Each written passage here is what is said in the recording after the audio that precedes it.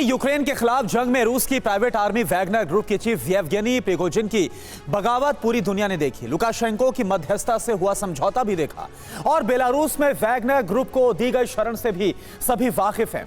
लेकिन इस पूरे घटनाक्रम में येवगेनी प्रिगोजिन अचानक कहीं लापता हो गए हैं। उन्हें बगावत के बाद किसी ने नहीं देखा, इसलिए सवाल कई तरह के खड़े हो रहे हैं, जिसमें शंका का सबसे बड़ा कारण बेलारूस की सीमा पर अचानक से पोलैंड की बढ़ी हलचल है। आखिर क्या है इसके कारण, इस रिपोर्ट के जरिए आप समझिए।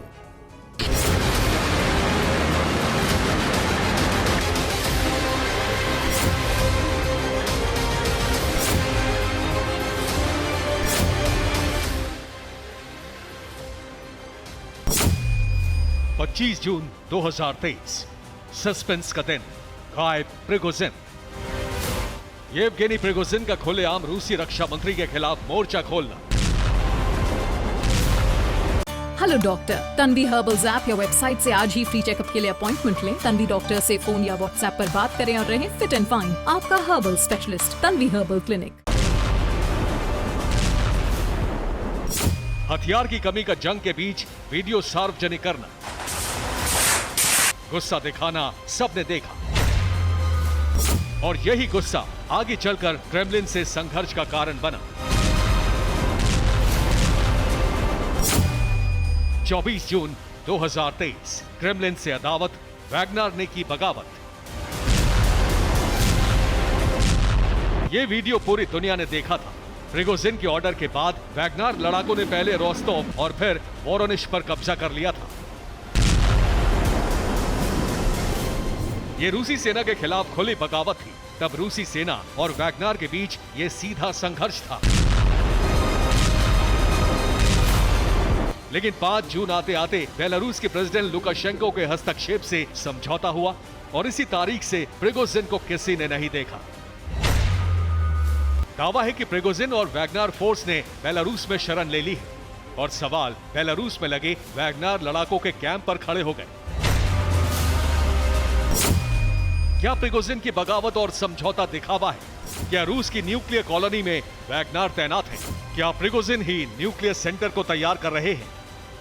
सवाल बेलारूस में वैगनर लड़ाकों के लिए बनाए गए इन कैंप से ही जन्मे हैं। ऐसा इसलिए क्योंकि ये कैंप जिस जगह पर बनाया गया है वो बेलारूस में बनाई गई रूस की न्यूक्लियर साइट से महज 25 किलोमीटर दूर है। यानी बेलारूस में वैगनर्स की कैंप साइट ओसिपोविची के 25 किलोमीटर के दायरे में ही रूस ने अपने न्यूक्लियर हथियार तैनात किए हैं। हालांकि रूस इन हथियारों को अपने नियंत्रण में बताता है, लेकिन वैगनर की तैनाती से संदेह गहराने लगा है। मुमकिन है कि बगावत के बाद से गायब प्रिगोजिन को बेलारूस इसी न्यूक्लियर साइट को कंट्रोल में लेने के लिए भेजा गया हो। इसलिए रूसी आर्मी और सीक्रेट एजेंट से प्रिगोजिन को खतरे की आशंका किसी भी पक्ष ने नहीं जताई। उल्टा बेलारूस के प्रेसिडेंट अलेक्जेंडर लुकाशेंको ने खुलेआम वैगनर लड़ाकों और प्रिगोजिन की तारीफ की। आपने जो सुना यही सच है। लुकाशेंको को वैगनर ग्रुप और येवगेनी प्रिगोजिन पर पूरा भरोसा है। लेकिन सवाल यह है कि लुकाशेंको को प्रिगोजिन पर इतना भरोसा है क्यों?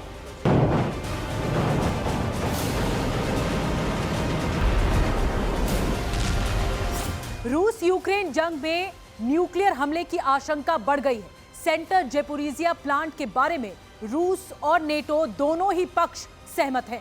ZNPP एक प्राइमरी न्यूक्लियर सेंटर है, लेकिन नेटो की हलचल बता रही है कि प्रिगोजिन को लेकर उठ रहे सवाल बिल्कुल सही दिशा में है। सेंटर बेलारूस हो सकता है। लुकाशेंको के प्रिगोजिन पर भरोसे का कारण नेटो की हलचल ही है, जो बता रही है कि रूस का nuclear action Zaporizhzhia nuclear plant से नहीं होगा, बल्कि बेलारूस से होगा।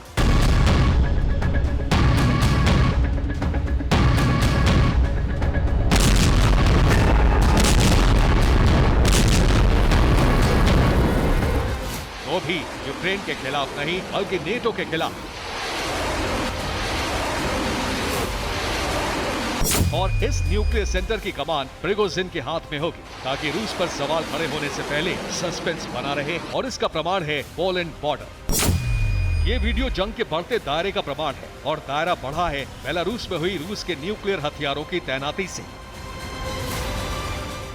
हालांकि तैनाती जुलाई से पहले ही हो चुकी थी, लेकिन अभी हलचल ज्यादा है। टैंक सैनिक बेलारूस सीमा पर तैनात किए जा रहे हैं, जिससे पता चलता है कि पोलैंड पर वैगनर ग्रुप की बेलारूस में तैनाती से बड़ा असर पड़ा है, वो भी उस दौर में जब लिथुआनिया में नेटो की खास बैठक प्रस्तावित है। दावे के तहत पोलैंड की 12वीं मैकेनाइज्ड डिवीजन की हलचल बढ़ी है। पोलैंड की इसी डिवीजन ने ऑपरेशन की घोषणा कर दी है। कार्रवाई के तहत बॉर्डर पर 1000 सैनिकों की तैनाती की जा रही है। वहीं 200 यूनिट मिलिट्री इक्विपमेंट्स भी बेलारूस बॉर्डर पर पहुंच गए हैं। इसका साफ मतलब है कि आने वाले दिनों में बेलारूस बारूद सेंटर होगा और वैगनर चीफ के अंडरग्राउंड होने का असली मकसद इस बारूदी सेंटर को एक्टिव करना है, ताकि लिथुआनिया में बैठक के बाद न्यूक्लियर एक्शन में बेलारूस को रूस की ढाल के रूप में इस्तेमाल किया जा सके।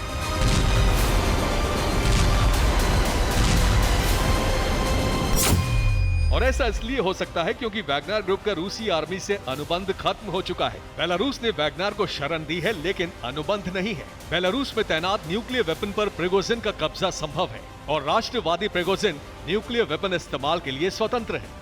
रणनीति के जानकार भी इस आशंका से इनकार नहीं कर रहे हैं। इसीलिए 11-12 जुलाई को नेटो की बैठक के बाद वैगनर के लबादे में रूस का विनाशकारी एक्शन देखने को मिल सकता है।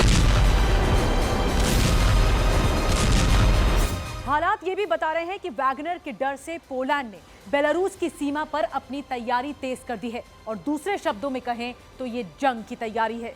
रूस के न्यूक्लियर सेंटर के पास वैगनर ग्रुप का कैंप होना पोलैंड के लिए डर का मुख्य कारण है, लेकिन फिलहाल किसी के पास कोई पुख्ता जानकारी नहीं है। यानी प्रिगोजिन की बगावत, क्रेमलिन के खिलाफ बयान, रोस्तोव और वोरोनिश पर कब्जा, समझौता और फिर बेलारूस में शरण, सब कुछ संदेह के दायरे में है। यहाँ तक कि सबसे बड़ा सस्पेंस प्रिगोजिन के गायब होने पर है। क्या वाकई प्रेसिडेंट पुतिन ने प्रिगोजिन के सहारे न्यूक्लियर संहार का प्लान तैयार कर लिया है? Bureau report, TV9 Bharat.